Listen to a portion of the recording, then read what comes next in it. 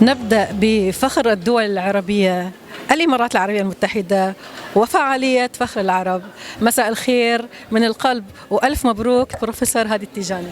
الله يبارك فيك وشكرا على الاستضافة الطيبة الجميلة، وأنا يسعدني جدا أن أتحدث معكم في هذه الأمسية المباركة، وطبعا هي يعني تكملة إلى مسيرة لإمارة دبي في التميز وفي الاحتفاء بالمتميزين وتكريمهم وإبراز كل الممارسات الأفضل على المستوى المحلي والإقليمي وإن شاء الله الدولي، وفيها إعادة ثقة كما ذكر جميع المتحدثين من قبلي في أن الأمة العربية لا تزال زاخرة بالكفاءات ومليئة يعني الأشخاص المتميزين القادرين أن يخلقوا فارق لنا جميعا في هذه الحياة إن شاء الله.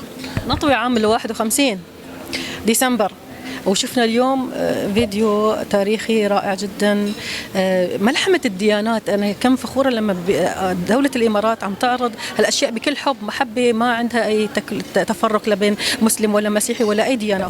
بلا شك هذا ما يميزنا، نحن أكثر من 200 جنسية أو يزيد، لنا وزارة للتسامح، وهذه قيمة ما في دولة في العالم أوجدت لنفسها وزارة تعمل على التولرنس وعلى التسامح وعلى عدم التمايز، لا على أساس ديني ولا عرقي ولا لون ولا جنس، ولكن القانون هو فوق الجميع، والمحبة هي التي تحكم العلاقات الإنسانية بين كل الموجودين. كلمة من القلب لصاحب السمو الشيخ محمد بن زايد، الله يحفظه. الله يحفظه ويزيد من فضله ونعمه علينا كل يعني شيوخنا الكرام، صاحب السمو الشيخ محمد بن زايد الله يحفظه، شيخ محمد بن راشد في دبي، وكل بالضبط بلا شك بلا شك، فهو فضل الله يعني لنا وفضل يعني علينا جميعا، وتاج فوق رؤوسنا أن نسخر بأبناء ولد زايد جميعا، يعني الله يحفظهم.